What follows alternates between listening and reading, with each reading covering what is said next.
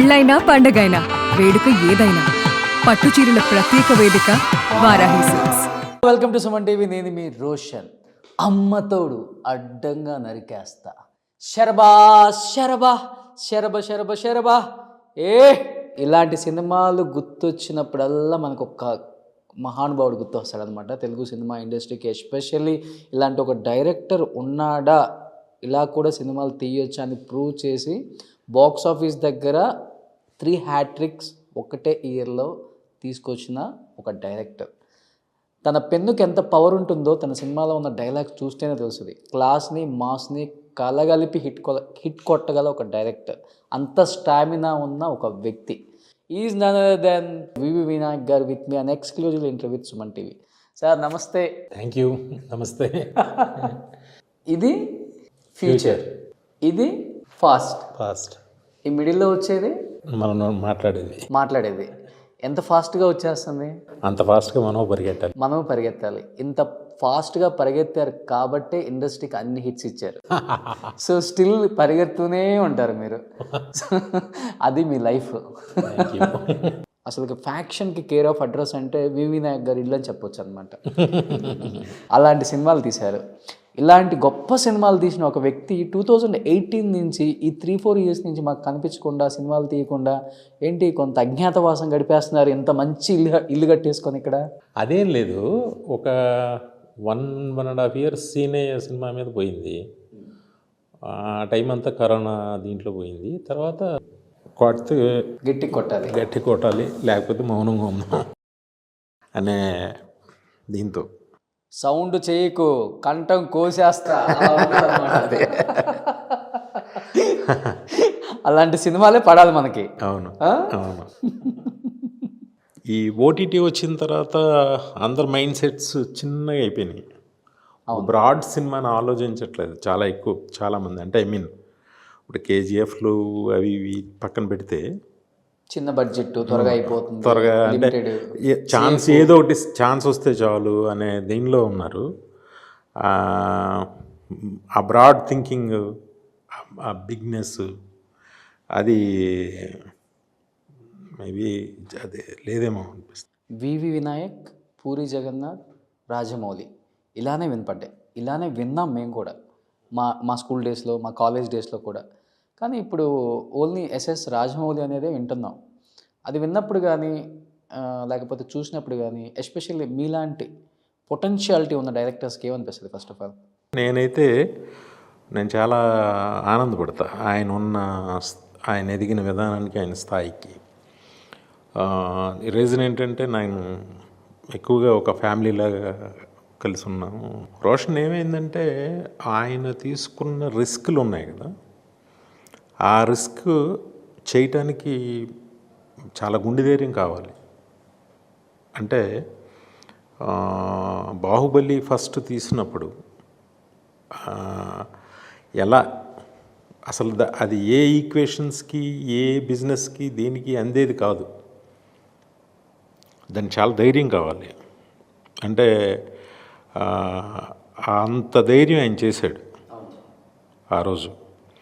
అందుకనే ఆ ప్రతిఫలం ఆయన పొందాడు మనసులో. అంటే వివి వినాయక్ గారు ఫోన్ చేస్తే ఇమీడియట్గా డేట్లు ఇచ్చే హీరోస్ చాలామంది ఉన్నారు ఇండస్ట్రీలో. ముఖ్యంగా మీరు బాగా ఇష్టపడే హీరోస్ జూనియర్ ఎన్టీఆర్ గారు, చిరంజీవి గారు. ఫ్రాక్షన్ ఆఫ్ సెకండ్స్లో స్టోరీ బాగుంటే సినిమా తీసేద్దాంప, అంత ఫ్రెండ్లీ నేచర్ మీది. అండ్ వాళ్ళు తీసే సినిమాలు కూడా అంత పెద్ద బడ్జెట్ సినిమాలే. అంటే ఒక కేజీఎఫ్, ఒక విక్రమ్, ఒక కాంతార, ఒక new style, new trend, new స్క్రిప్ట్తో వచ్చిన సినిమాలన్నీ సూపర్ డూపర్ హిట్స్ ఈ రోజుల్లో. అలా ఆలోచించే విధానం కూడా మీకు ఎక్కువ ఉంది. అంటే ఎందుకు అప్రోచ్మెంట్ అనేది తక్కువ అవుతుందా, లేకపోతే మీరు? ఇప్పుడు మీరే అన్నారు అందరు హీరోలతో ఫ్రెండ్షిప్గా ఉంటాం, మీరు అడిగితే ఎవరైనా ఇమీడియట్గా చేస్తారు అని ఆ గౌరవం నేను కాపాడుకోవాలి. అదే వెళ్ళి ఏదో ఒకటి చేసేసి ఏదో చెప్పేసి చేసి ఆ దుస్థితి నాకు లేదు, నాకు వద్దు కూడా.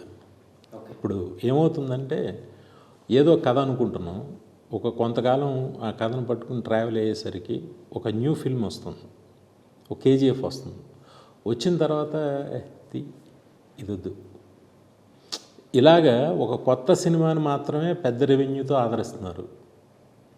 ఒక మామూలు విజువల్స్, మామూలు ఇది ఆ, కొంచెం ఎందుకో బోర్డమ్ ఫీల్ అవుతున్నారేమో అని ఫీలింగ్ నాకేంటి అందరికీ తెలిసింది అది.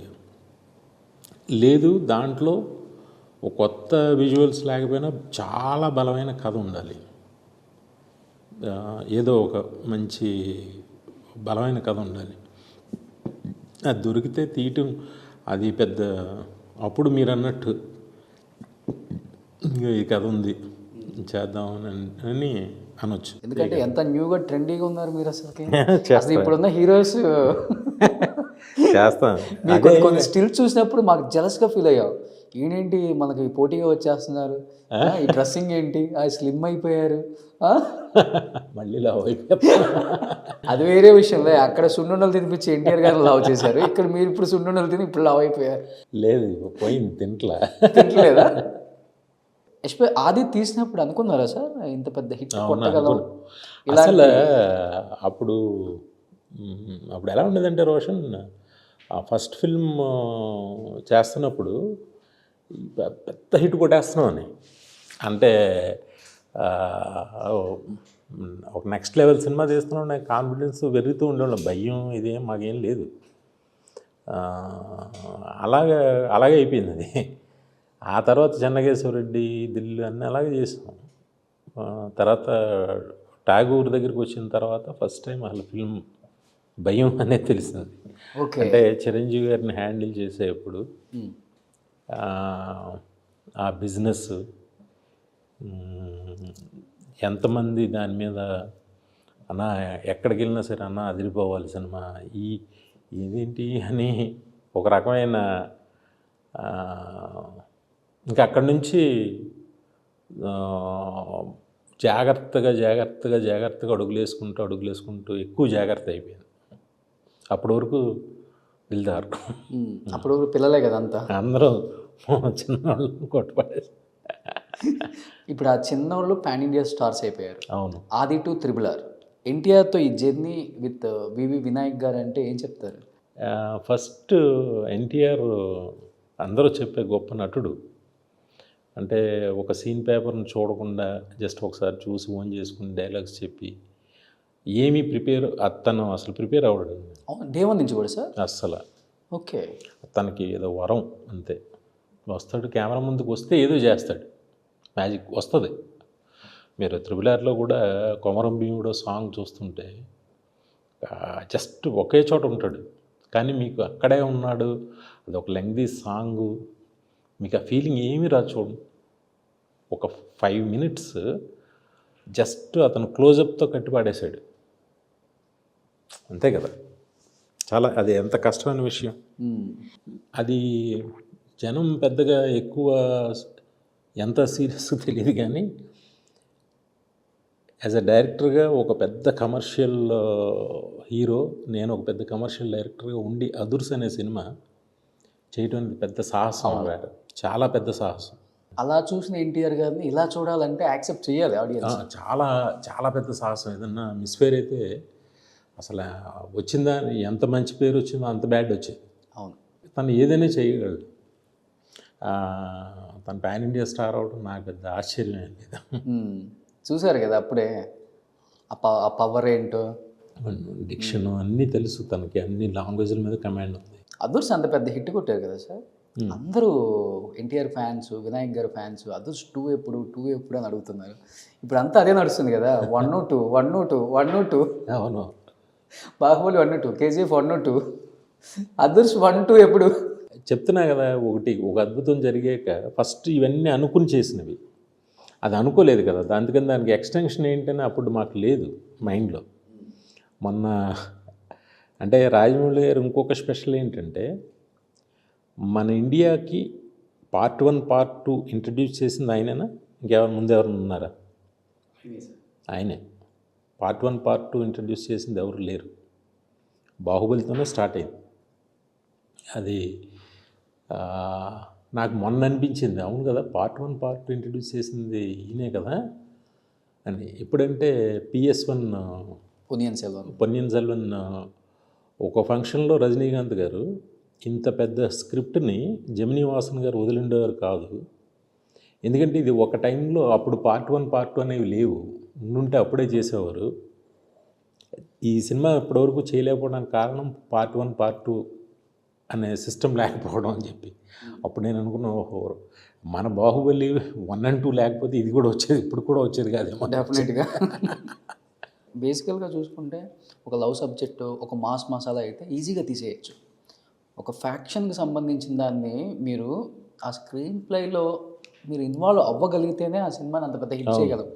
అసలు ఆ ఎలివేషన్స్, ఒక హీరోకి ఇన్ని ఎలివేషన్స్ ఇవ్వచ్చా అని ప్రూవ్ చేసిన సినిమా అది. ఆ నీళ్ళు తాగేటప్పుడు ఆ సీన్ కానీ అసలు ఏం సీన్ సార్, ఒక్కొక్క సీన్ అసలుకి ఓ మై గాడ్. ఆ కింద భూమిలో నుంచి సుమ్ములు వేసే సీన్లు వివి వినాయక్ గారు ఎస్పెషల్లీ వాటికి ఫేమస్ ఆ రోజుల్లో, గాలిలో సుమ్ములు లేపడంలో. నాకే బోర్ కొట్టింది. ఇప్పుడు కొత్తది ఏదో చెయ్యాలి, అదేంటో తెలియట్లే. ఇప్పుడు వాటి మీద కూర్చున్నారనమాట గట్టిగా. జరుగుతుంది, బట్ ఏం చేయాలనేది ఒక లాక్ ఏదో ఓపెన్ అవ్వాలి. అయితే ఇంకా నెక్స్ట్ కొడతాం.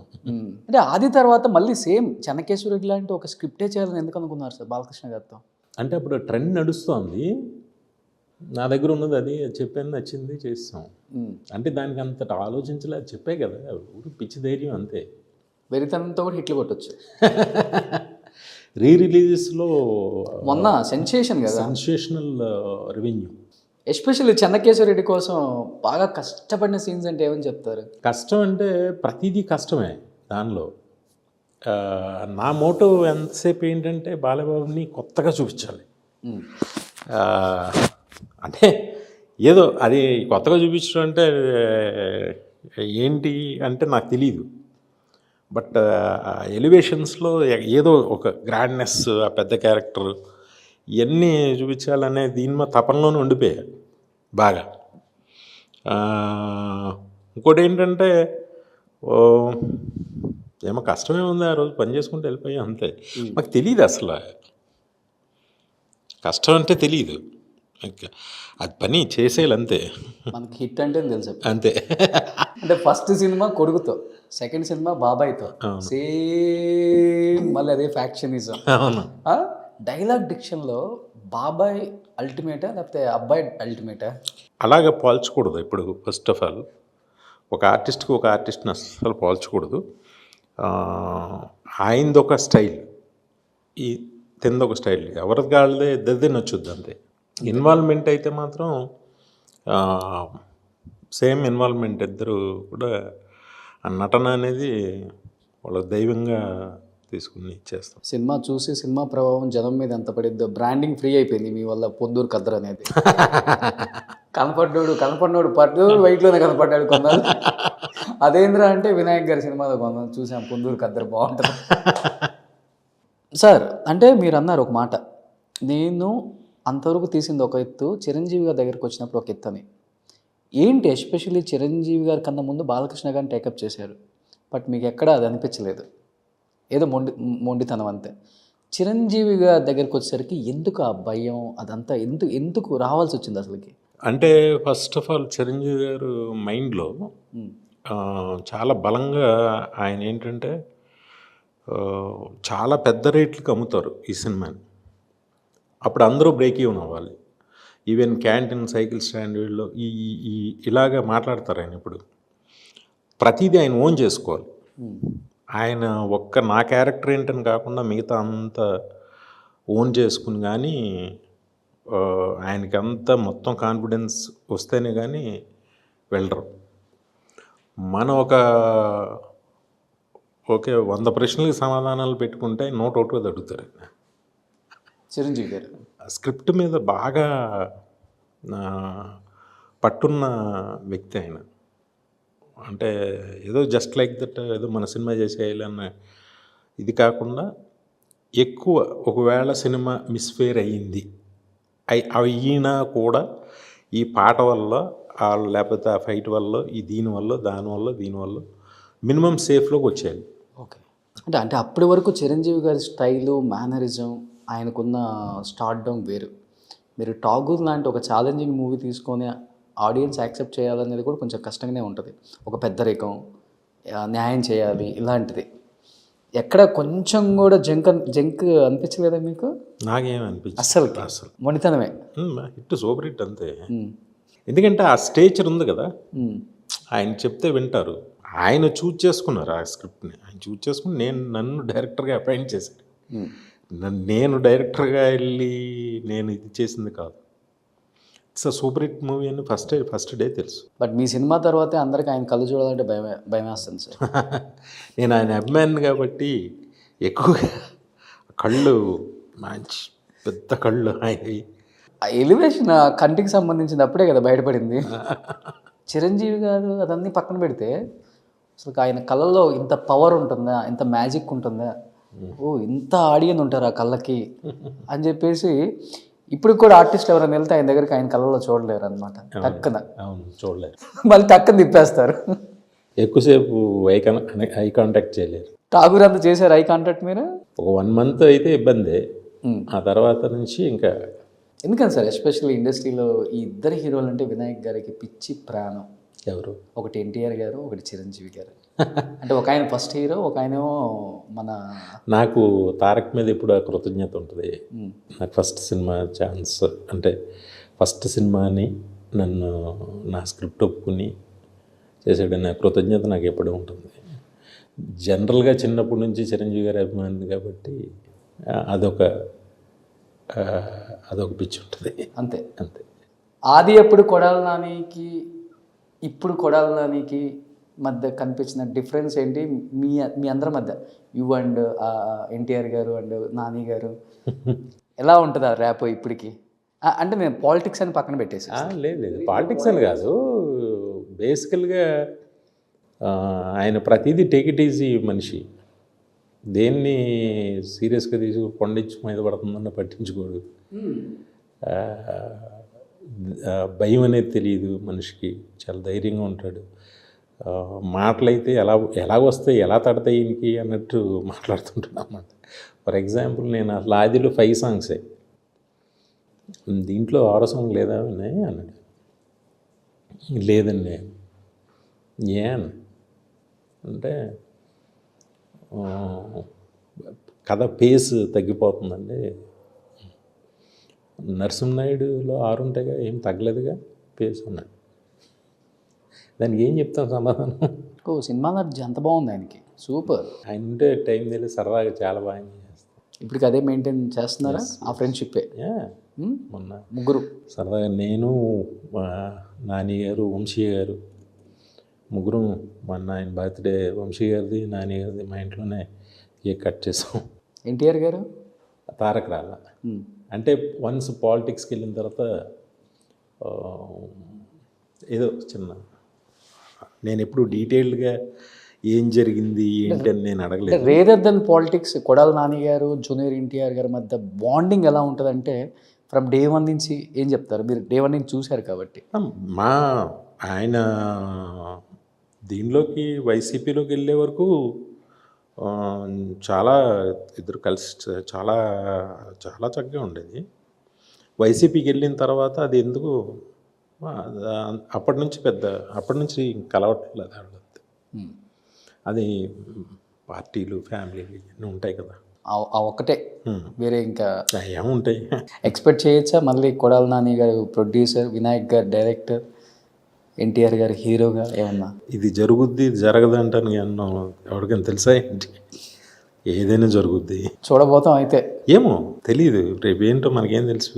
ఛత్రపతి ఇప్పుడు టాక్ గట్టిగా నడుస్తుంది అండ్ సూన్ రిలీజ్ అని కూడా వినపడుతుంది సార్. అంటే మీ వర్క్ ఎప్పుడు రిలీజ్ చేద్దామని, ఎందుకని బెల్లంకొండ శ్రీనివాస్ని బాలీవుడ్లో ఎస్పెషల్ అలాంటి సబ్జెక్ట్కి తీసుకొని అక్కడే రిలీజ్ చేయాలి? ఎందుకంటే ఆ అబ్బాయి డిజిటల్ మంచి బేస్ ఉంది, అక్కడ మంచి పట్టు ఉంది, ఆయన మూవీస్ బాగుంటాయి అక్కడ, మంచి కొంటారు కూడా. అంటే దాన్ని మైండ్లో పెట్టుకొని శ్రీనుతో సినిమా తీసారా లేకపోతే? అంటే నాకు సంబంధించినంత వరకు ఏంటంటే, ఇప్పుడు జయంతిలాల్ గాడా గారు ఉన్నారు. He is one of the biggest player in Bollywood. ఆయన దగ్గర ఈ ఛత్రపతి రైట్స్ ఉన్నాయి. సురేష్ గారితో ఆయనకి మంచి పరిచయాలు ఉన్నాయి. మన సాయిది అక్కడ ఏ హిందీ హీరోకి లేనన్ని వ్యూస్ ఉన్నాయి. ఏది మన తెలుగు డబ్డ్ వెర్షన్ సినిమాలు అవును. అది చూసి ఆయన అవును మన దగ్గర ఛత్రపతి రైట్స్ ఉన్నాయి, మీ ఎవరితో చేయొచ్చు కదా అని చెప్పి ఆయన ప్రపోజ్ చేశారట. అయిన తర్వాత నువ్వు చెయ్యి అని నాకు బేసిక్గా సాయికి బాగుంటుంది అనిపించింది కదా, నువ్వు చెయ్యేది ఇదని అంటే సరే చేద్దామని చేశా. సరే ఒక హిందీ సినిమా చేసినట్టు అయిపోయింది. షూట్ అయితే ఆల్మోస్ట్ అయిపోయింది, చిన్న చిన్న ప్యాచ్ వర్క్స్ అవి తప్ప. ఇప్పుడు ప్రస్తుతం సీజీలు జరుగుతున్నాయి. మేబీ ఫిబ్రవరి ఈ హాలిడేస్ అప్పుడు ఎప్పుడన్నా రిలీజ్కి ఆయన గాఢగారు డెసిషన్ తీసుకుంటారు అది ఎప్పుడు రిలీజ్ చేయాలని. సార్ 20 years బ్యాక్ ఆది రిలీజ్ అయినప్పుడు ఎలాంటి ఇంపాక్ట్ అయితే మా అందరి మైండ్లో ఉందో 20 years తర్వాత కూడా వివి వినాయక్ గారు అన్న, ఆ బ్రాండ్ అన్న, ఆ నేమ్ అన్న అదే ఉంది. ఆ ఇంపాక్ట్ పోలే, ఎందుకో తెలియదు. బికాస్ ఆఫ్ యువర్ డైలాగ్ లేకపోతే మీ ఏంటో తెలియదు, అది ఆ మ్యాజిక్. బట్ ఏ హీరో అయినా కానీ వాళ్ళ కొడుకులను లాంచ్ చేసేటప్పుడు ఫస్ట్ ప్రతి హీరో నోట్లో వచ్చే పేరు వివి వినాయక్ అని. అది మీకు వరమని ఒక్కోసారి ఫీల్ అవుతారా, లేకపోతే ఎందుకు నాకు ఇది లేనిపోయింది అనవసరంగా ఎత్తుకొని మళ్ళీ ఇబ్బంది పడాల్సి వస్తుంది అని ఫీల్ అయిన సందర్భాలు కూడా ఉన్నాయని నేను విన్నాను. అది ఏ సినిమాతో ఫీల్ అయ్యారు అసలుకి? Roshan, first of all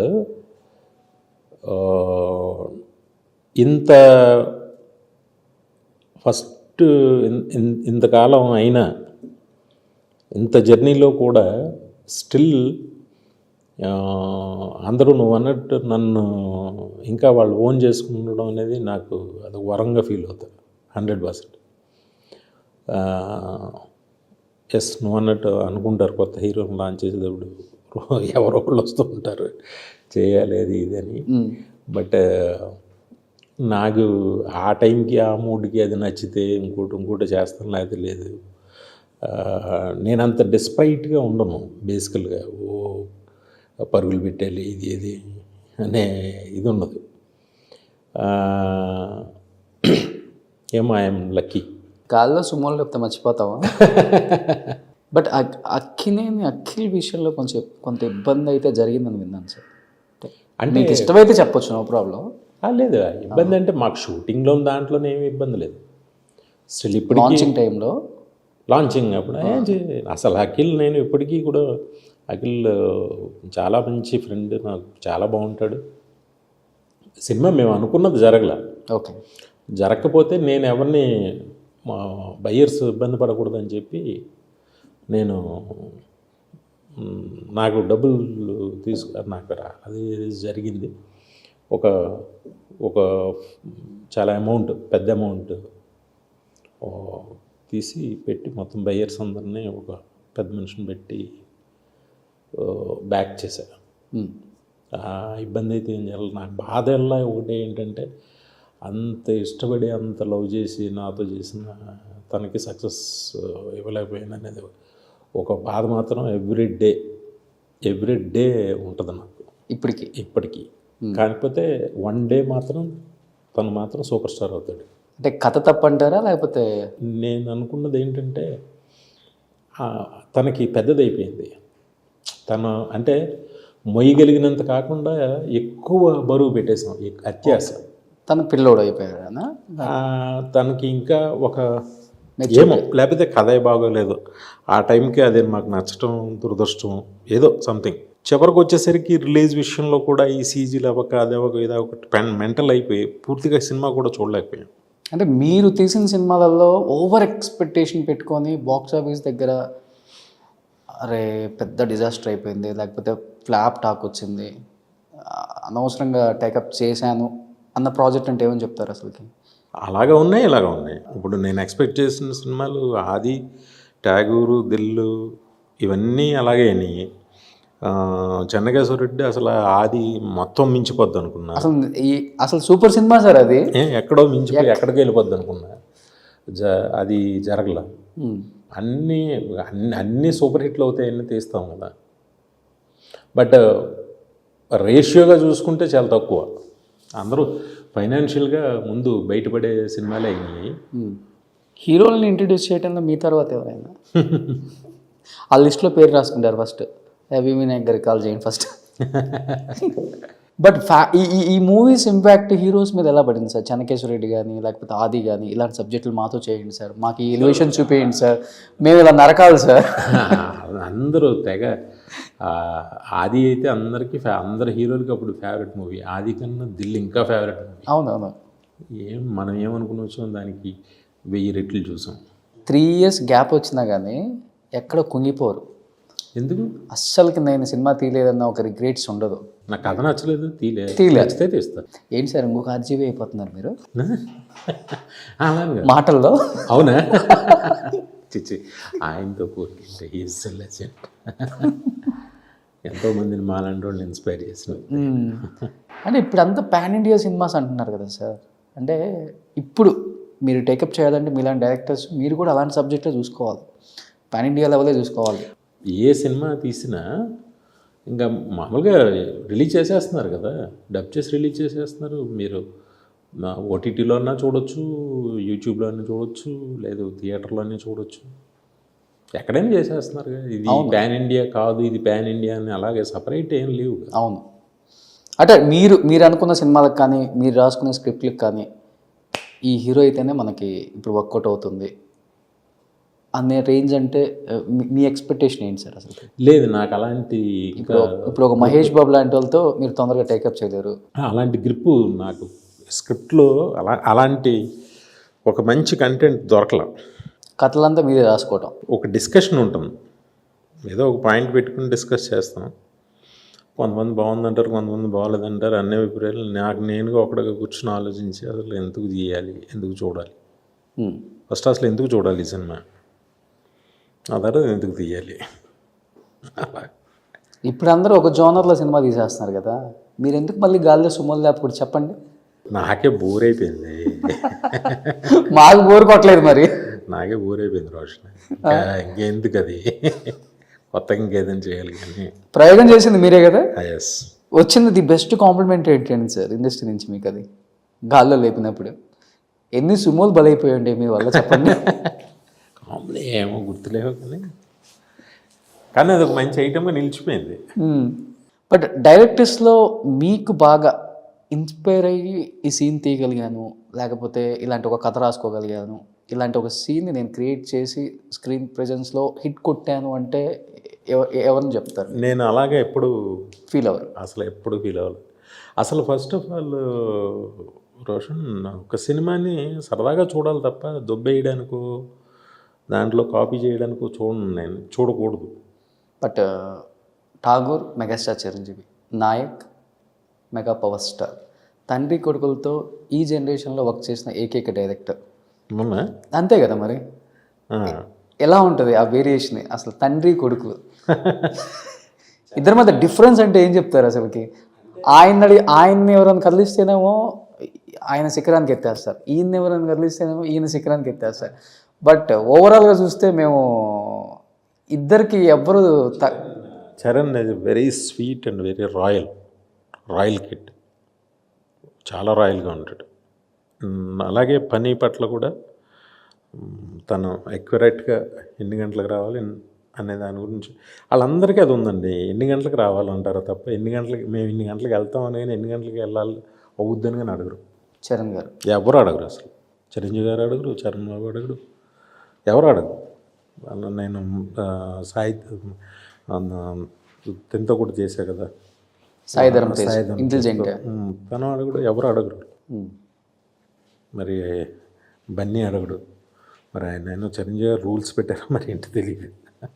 sir Allu Arjun and junior NTR ఇద్దరిలో బెస్ట్ డాన్సర్ అంటే ఎవరైనా చెప్తారు? ఇద్దరు బెస్టే, ఎవరికెవరు తీసిపోతారని నేను అనుకోను. ఈజీగా చెప్పేశారు ఆన్సర్. ఈజీ ఉంది, నిజమే కదా. ఒకళ్ళు ఒక జోనర్లో ఫాస్ట్ ఉంటుంది, ఇంకొకరు ఇంకో జోనర్లో ఫాస్ట్ ఉంటుంది కదా. అలా ఏం లేదు, చిన్న అందుకే ఈయన స్టైలిష్ స్టార్ అంటారు, ఆయన ఆల్రౌండర్ అంటారు. ఒకటండి, మనం చూసినప్పుడు ఒక మాస్టర్ మూమెంట్ చూపించినప్పుడు ఆ మూమెంట్ని స్టార్స్ వేసినప్పుడు దానికి ఒక ఎలివేషన్ వస్తుంది. ఆ ఎలివేషన్ ఇద్దరు చేసినప్పుడు కూడా వస్తుంది, చరణ్ బాబు చేసినప్పుడు వస్తుంది, చిరంజీవి గారు చెప్పక్కర్లే. ఎవరు స్టైల్ వాళ్ళది, ఎవరు బ్యాడ్ డాన్సర్స్ కాదు అసలు. పర్టికులర్గా మన తెలుగు ఇండస్ట్రీ మన హీరోలు అందరూ సూపర్ డాన్సర్స్. ఇప్పుడు చెప్పండి, అల్లు అర్జున్, రామ్ చరణ్ అండ్ చిరంజీవి గారు, ఇలా ముగ్గురులో బెస్ట్ డాన్సర్ ఎవరు మరి? ఎవరి స్టైల్ వాళ్ళదని చెప్పాను, కానీ నాకు ఎక్కువ ఆయన మీద ఉంటుంది కాబట్టి ఆయనే. ఆయనలో ఒక చిన్నది అదేదో ఉంటుంది, ఇంకొంచెం ఎక్స్ట్రా ఏదో ఉంటుంది, ఆ ఫేస్లో ఒక గ్రేస్ ఏదో సంథింగ్. ఎందుకు చిరంజీవి గారు అంటే వినాయక్ గారికి చచ్చేంత ప్రేమ? చిన్నప్పుడు అయిపోయింది, ఇంకా అది రీజన్ ఏముంటుంది. చిన్నప్పుడు అందరం ఆయన ఫ్యాన్ అయిపోయాము. ఖైదీ అప్పుడు ఫైట్స్, పిల్లలప్పుడు మీకేం కావాలి? అవే కావాలి, మంచి ఫైట్లు, మంచి డాన్స్ కావాలి. ఆ టైంలో రోరింగ్, ఈయన సినిమా వస్తుంటే అది హిట్టో ఫ్లాపో మాకు తెలిసేది కాదు. ఫైట్లు, పాటలు, మ్యూజిక్ కూడా చాలా బాగుంటుంది కదా చిరంజీవి గారిది. ఎప్పుడు కనీసం సినిమాకి వెళ్తే 3 పాటలు 2 పాటలు అద్భుతంగా ఉంటాయి. అది హిట్టా ఫ్లాపో మనకు తెలిసేది కాదు. సో ఆయన చూసి డైరెక్టర్ అయ్యారు, ఆయన చూసే మళ్ళీ యాక్టర్ అవ్వాలనుకున్నారా? యాక్టర్ సార్, ఒక డైరెక్టర్ ఎప్పుడైనా కానీ ఇంకో పెద్ద డైరెక్టర్ అవుదాం, ఇంటర్నేషనల్కి సంబంధించి ఒక ఫీలింగ్ ఉంటుంది. ఇది యాక్టర్ టర్న్స్ ఏంటి సార్? అసలు అది నాకు సంబంధం లేని ఇష్యూ క్వశ్చన్. అది కూడా దిల్ రాజు ప్రొడక్షన్. సడన్గా తను అన్నాడు, ఓకే అన్నాను అంతే. ఆ తర్వాత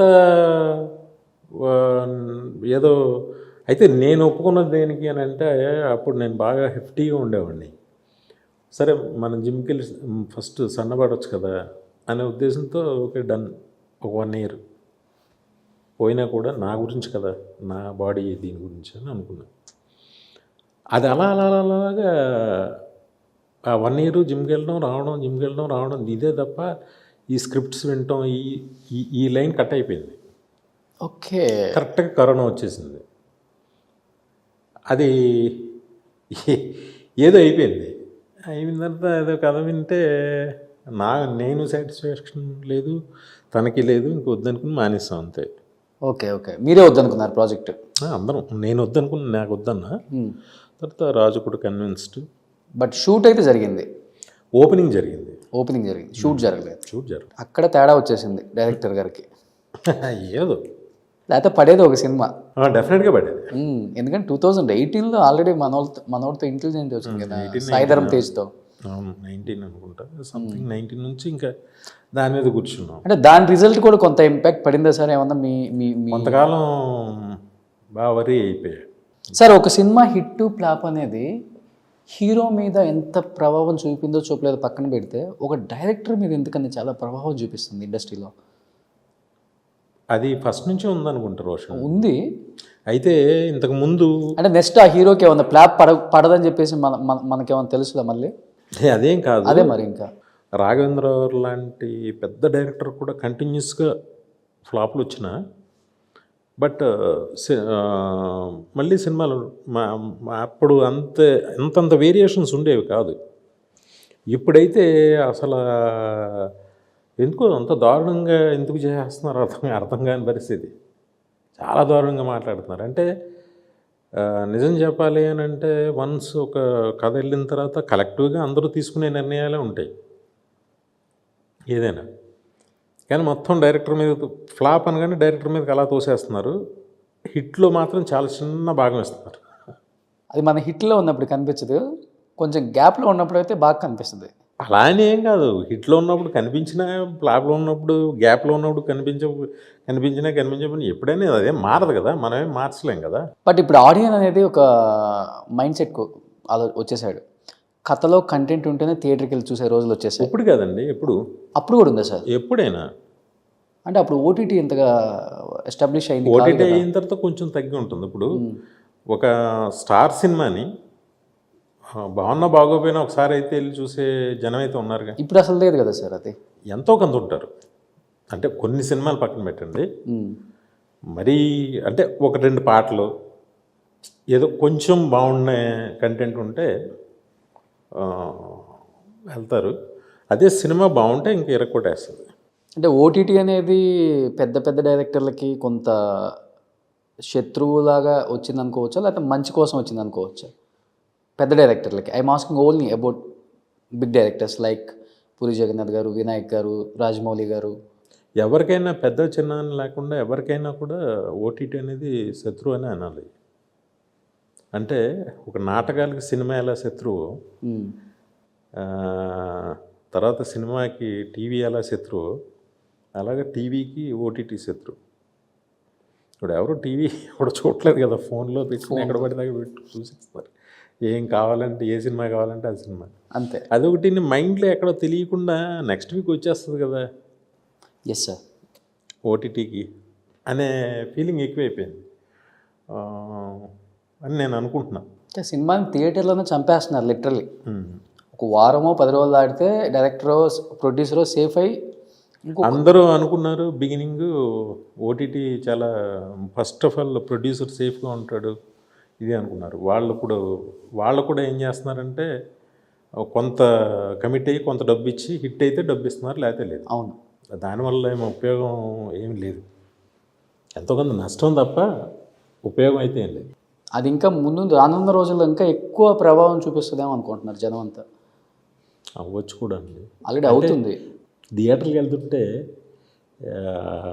ఎలా ఉంటుందంటే ఆ ఫస్ట్ డే చూసేయాలి, లేకపోతే సెకండ్ డే థర్డ్ డేకి వెళ్తే అది హిట్ సినిమా అయినా కూడా 20 మంది 10 మంది ఉంటారు. అదేంటి ఎవరు లేరురా అని ఒక ఫీలింగ్ మనకి.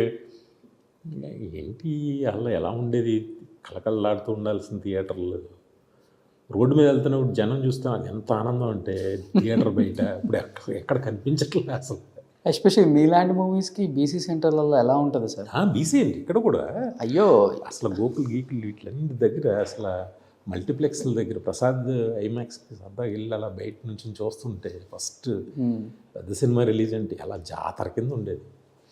అసలు మన హైదరాబాద్ ఎంత ఇదేంటే ఎవరో కానీ అన్నారు నాతో, అమెరికాలోనూ ఎక్కడో ఇంటర్స్టెల్లార్ సినిమాకి మేమందరం 8:30 షోకి వెళ్ళాం. ఓకే. వెళ్తే కోన వెంకట ఎవరు అమెరికాలో తనకి ఎవరికి ఫోన్ చేశాడు, ఏంటి 8:30కి సినిమాకి వెళ్తారా మీరు, మార్నింగ్ 8:30కి సినిమాకి వెళ్తారా ఇండియాలో? ఇక్కడ మేము ప్రతి సినిమా 8:30 ప్రసాద్ మాకు ఇక్కడ ఉంటుంది చూస్తాం. 4కే వెళ్తాం, 4కి వెళ్ళి సినిమాకి వెళ్ళాం అంటే మిడ్ నైట్ కూడా ఉంటాయి మాకు, 4 o'clock ఉంటుంది అంటే మ్యాడ్ పీపుల్ నిజం, అంత పిచ్చి ఉండేది. బెనిఫిట్ షో 4కే వేస్తారు కదా. 4 ఏంటి 2 అవును 2 o'clock కూడా షో. అవును. ఎంత అసలు ఇంకొక వింత ఏంటంటే ఖైదీ 150 సినిమాని ఫస్ట్ చాగల్లో మా థియేటర్లో పడాలి అని ఫిక్స్ అయ్యాను నేను. ఫిక్స్ అయ్యి ఎగ్జాక్ట్ 12:30కో 1 o'clock అక్కడ కీ ఓపెన్ చేయించి ఫస్ట్ మన ఊర్లో అందరూ చిరంజీవి గారి ఫ్యాన్స్ అందరికీ చెప్పారు నైట్ షో ఉందని. సరే బిలీవ్ చేస్తారా, హైదరాబాద్ నుంచి వెళ్ళిపోయారండి ఇద్దరు. Oh my God. హైదరాబాద్ నుంచి ఇద్దరు వెళ్ళి మేము సినిమా చుట్టాకు వచ్చామండి, ఇలా హైదరాబాద్ మాది అని చెప్పేసి మాకు టికెట్స్ కావాలని అంటే నాకు ఫోన్ చేసి ఇలా వచ్చారని అంటే, సరే మన ఇంటికి తీసుకెళ్ళి ఫస్ట్ భోజనం పెట్టండి ఇద్దరికి, టికెట్స్ అయిపోయి చైర్స్ అన్నీ వేసి చూపించండి అని చెప్పి నేను ఇక్కడ నుంచి చెప్పాను. కట్ చేస్తే రాజమండ్రి నుంచి కార్లో వచ్చేస్తే థియేటర్ ఎక్కడ పడుతుంది, మళ్ళీ అపోజిషన్ థియేటర్ పడుకున్న వాళ్ళని లేపి వాళ్ళ థియేటర్లో క్యూబ్లో చూపించి, అంటే ఎంత పిచ్చి మనకి ఎంత పిచ్చి ఉండేది అసలు. ఇప్పుడు అంటే సినిమా ఇండస్ట్రీలో ఉన్నారు కాబట్టి సినిమాల మీద ప్రేమతో నాకు కూడా థియేటర్లో ఉండాలని అప్పుడు పెట్టారు కదా, ఇప్పుడు ఎందుకు థియేటర్లో పెట్టానని ఎప్పుడైనా అనిపిస్తుందా సార్? అంటే ఇప్పుడు ఎలా ఉంది థియేటర్ పరిస్థితి అనేది అర్థమవుతుంది మనకు చూస్తుంటే. అంటే ఒక సైడ్ ఇన్కమ్ లేకపోతే ఒక సైడ్ బిజినెస్ లాగా ఉండాలని పెట్టారు అప్పుడు? అలా అని ఏం కాదండి, మాది ఫస్ట్ నుంచి ఎగ్జిబిటర్స్ ఫ్యామిలీ, నాకు తెలుసు. దాంతో వైజాగ్ ఇది ఎందుకో ఇంకా వర్కౌట్ కావట్లేదు, అది పెద్ద వెయిట్ ఎలిఫెంట్ అయిపోయింది మాకు, అది తీస్తాం. తర్వాత మా తమ్ముళ్ళకి ఇచ్చాను. మా తమ్ముళ్ళవి 2, ఒకటి సామర్లకోట, ఒకటి చాగళ్ళు. వాళ్ళే చూసుకుంటారు, నాకు తెలియదు కూడా అసలు. బట్ ఏ సినిమా ఆడుతున్నారు ఏంటో వాళ్ళు సరదాగా, అది మాత్రం ఆ అలవాటు మాత్రం ఉంటుంది.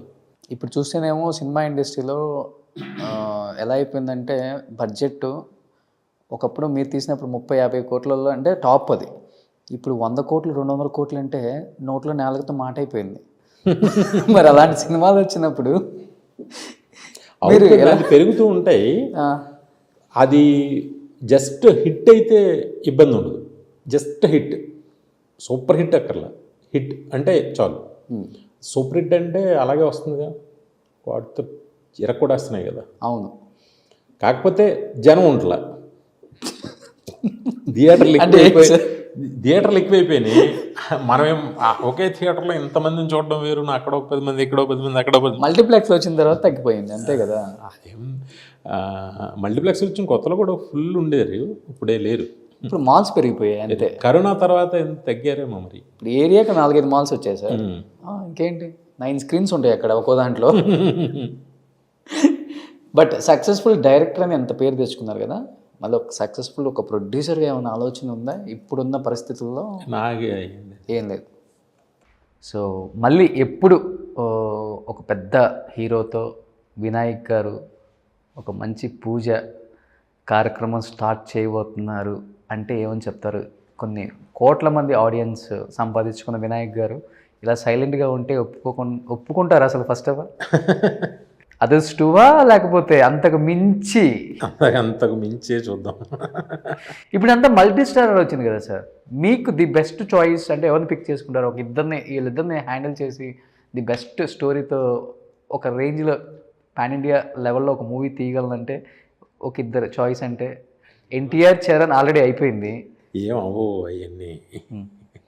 అయినా మల్టీ స్టారర్ అయినా ఒకటే స్టార్ అయినా కాస్ట్ అవి ఖర్చు ఒకటే, వచ్చేది ఒకటే, కష్టం ఒకటి మిగులుతుంది అంతే. పేరు కూడా మిగులుతుంది కదా సార్, ఊరికే ఉంటుంది అంతే. ఇంతమంది రాజకీయ నాయకులతో పరిచయం ఉంది వినాయక్ గారికి. ఇన్ ఫ్యూచర్ ఏమన్నా అవకాశం ఉందా? ఏదో పార్టీలో చేరి ఎమ్మెల్యేగా లేకపోతే ఎంపీగా ఏమన్నా చూడొచ్చా ఫ్యూచర్లో? మేమేమన్నా? నా దగ్గర ఎస్ అనే ఆన్సర్ లేదు, నువ్వు అనే ఆన్సర్ కూడా లేదు. ఓకే, మేబీ చెన్నకేశ్వర రేంజ్లో ఉంటుంది. తండ్రి పొందూరు కద్దారు ఏంట్రా బండ్లో తెలియదు ఇంకా. ఏంటి సార్ సస్పెన్సా? అదే అన్నా, ఇంకా నాకే ఇంకా ఏం క్లారిటీ లేదు.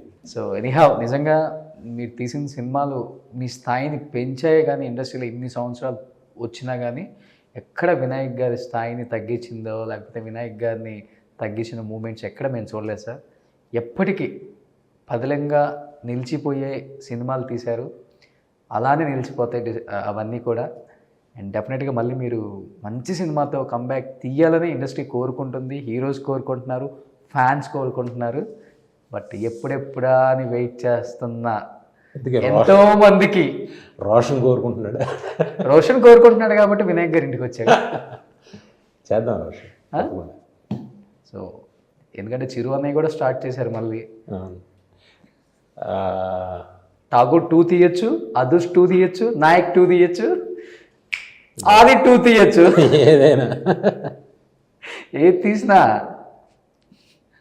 అలానే ఉంటుంది అది. డెఫినెట్గా ఒకటైతే నిజం, నాకు మంచిగా అనిపిస్తేనే తీస్తా, లేకపోతే okay definite sure short hit. అంటే మరి మీ ఫ్లాప్లు కూడా అలా వచ్చినాయి అంటే ఐ డోంట్ నో, అలా అనిపిస్తే తీస్తా. Super sir. అంటే ఇప్పుడున్న అంటే ఒక సినారియో చూసుకుంటే ఏదో తీసేద్దాం కదా అన్న ఇదితోనే తీసేస్తున్నారు మీరు అన్నట్లుగా, వెబ్ సిరీస్లో లేకపోతే నాకు అసలు. బట్ ఈ కాన్ఫిడెన్స్ ఎవరికి లేదు. నేను ఫస్ట్ నుంచి అలాగే తీసాను, అలాగే తీస్తాను. అవి పోయిండొచ్చు, బట్ నాకు ఆ తృప్తి వచ్చిన తర్వాత చేస్తాను. సూపర్. కింగ్ ఎప్పుడు కింగేరా? ఏదో డబ్బుల కోసం దానికోసం నేను అసలు ఇప్పుడు పని చేయను కూడా. అలా ఉన్నారు కాబట్టే ఇప్పటికీ అలానే ఉండిపోయారు ఆడియన్స్ మధ్యలో మీరు. అది ఎప్పటికీ అలానే ఉంటుంది. అండ్ మంచి మూవీతో రావాలి సార్ ఎనీహౌ. అంటే మీలాంటి వాళ్ళు ఇలా సైలెంట్గా ఉంటే మంచి సినిమాలు చూడలేము మేము. సో మళ్ళీ మంచి సినిమాలు తీయారు సార్ మీరు. Thank you. Thank I you. Wish we will see on thanks for theatre your your movie wishes. 2023 big screens VV Vinayak. అంతే. Thank you so much sir. Thank you Roshan.